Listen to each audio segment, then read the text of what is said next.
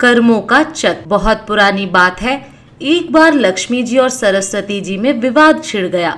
लक्ष्मी जी बोली, मेरे आशीर्वाद के आगे भला कर्मों की क्या हस्ती है। परंतु सरस्वती जी अपनी बात पर अड़ी थीं कि हर एक को पिछले कर्मों का फल भोगना ही पड़ता है। दोनों में बहस छिड़ गई और अंत में लक्ष्मी जी ने कहा, हम दोनों चलकर लक्ष्मी के मंदिर में मूर्ति के पीछे छिप जाएं। वहां जो कोई भी धन की इच्छा लेकर सबसे पहले आएगा उसको मैं अपनी इच्छा अनुसार धन दूंगी। फिर देखूंगी कि कर्म किस प्रकार उसे दुखी होने से रोकेंगे। सरस्वती जी ने कहा, ठीक है, और आपको एक नहीं 3 मौके मिलेंगे।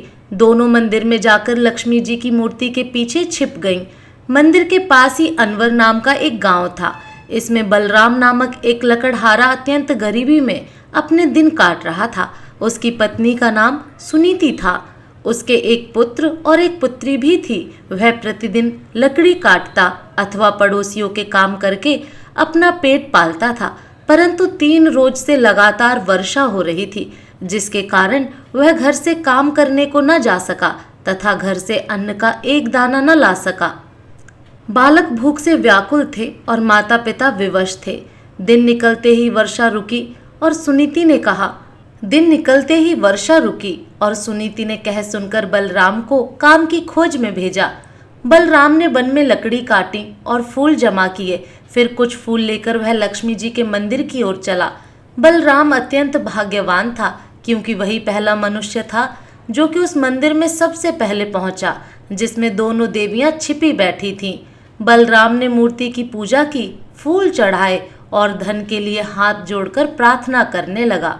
देवी लक्ष्मी ने उपयुक्त अवसर देखकर मोहरों की वर्षा कर दी। बलराम आंखें फाड़ फाड़ कर देख रहा था कि क्या यह सत्य है अथवा स्वप्न। बड़ी देर में उसे विश्वास हुआ कि देवी लक्ष्मी वास्तव में उस पर प्रसन्न हो गई हैं। मंदिर के कोने में मिट्टी की एक मटकी रखी थी। सब मोहरे उसमें भरकर आनंद से उछलता हुआ वह अपने घर पहुंचा। बाहर से ही उसने अपनी पत्नी को आवाजें देनी शुरू की कि देखो सुनीति, मैं क्या लाया हूँ। परंतु वह अपनी किसी पड़ोसिन से आटा उधार मांगने गई हुई थी। वह उसे ढूंढने को बाहर चल दिया। थोड़ी देर में दोनों पति पत्नी वापस आ गए। बलराम तो खुशी खुशी सब बता रहा था, परंतु सुनीति उस पर विश्वास नहीं कर रही थी। घर में आकर दोनों ने देखा कि मटकी भर असरफियों तो क्या, एक भी असरफी नहीं है। बलराम कटे पेड़ की भांति गिर पड़ा और सुनीति उसे गालियां सुनाने लगी। अब वह बोलता भी क्या, चुप पड़ा रहा। अगले दिन प्रातःकाल वह फिर देवी के मंदिर पहुंचा।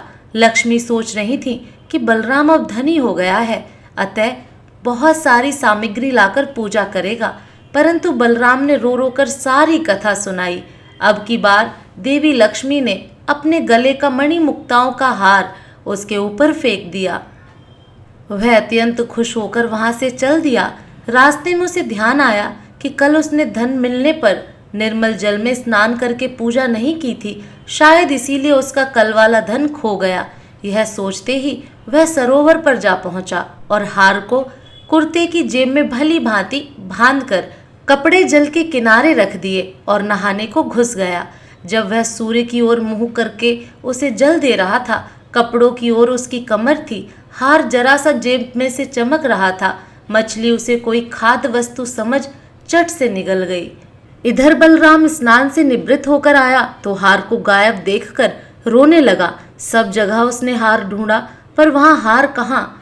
घर पहुंचकर उसने रोते रोते अपनी पत्नी को सब हाल सुनाया, परंतु उसने विश्वास करने के बजाय और उसे 4 बातें सुना दी।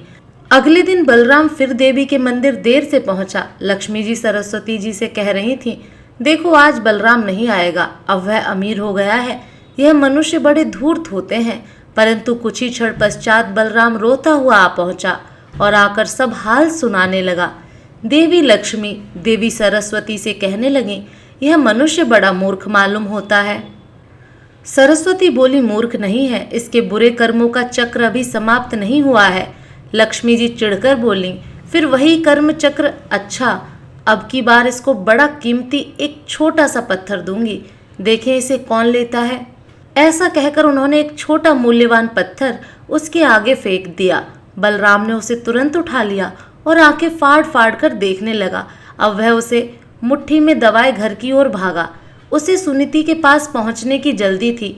आधे रास्ते आकर वह मुट्ठी खोलकर देखने लगा कि कहीं अमूल्य पत्थर हाथ में से गायब तो नहीं हो गया। पत्थर लाल लाल चमकते देखकर एक चील उसे खाने की वस्तु समझकर उससे एक ही झपाटे में छीन कर ले गई। अब तो बलराम सर पीट कर गया। उसने घर जाकर अपनी पत्नी को कुछ न बताया और चुपचाप जाकर लेट गया। उसे ऐसा लेटा देखकर सुनीति का हृदय भर गया तथा वह उसे खोए हुए धन के लिए सांत्वना देने लगी। अगले दिन वह मंदिर न जाकर मजदूरी करने को चला गया क्योंकि सुनीति को ऐसी ही इच्छा थी। उधर मंदिर में देवी लक्ष्मी कहने लगी, अब बलराम जरूर लखपति हो गया होगा, भला वह अब यहाँ क्यों आएगा। परंतु सरस्वती बोली, नहीं बहन, ऐसा नहीं हुआ। वह अभी उतना ही गरीब है और शाम को उसके बुरे कर्मों का प्रभाव समाप्त होगा, तब वह अवश्य ही लखपति बनेगा। शाम को बलराम को 8 आने मिले। उससे वह आटा, नमक, तेल तथा मछली आदि खरीदकर घर चला। उसकी पत्नी तथा बच्चे यह सब देखकर अत्यंत प्रसन्न हुए। पत्नी ने घर में जाकर भोजन की तैयारी शुरू की और वह कुल्हाड़ी लेकर लकड़ी लेने चला। भाग्यवश यह उसी कीकर की डालों को काटने लगा जिसमें उस चील का घोंसला था तथा वह मूल्यवान पत्थर उसमें रखा था। उसको देखते ही खुशी के मारे लकड़ी और कुल्हाड़ी सब छोड़कर घर की ओर भागा। वह कहता जा रहा था, सुनीति, चोर मिल गया, चोर मिल गया। उधर सुनीति ने जब मछली काटी तो उसके पेट में से वह हार निकल पड़ा। वह उसे दिखाने को बाहर लेकर भागी। वह भी कहती जा रही थी, चोर मिल गया, चोर मिल गया।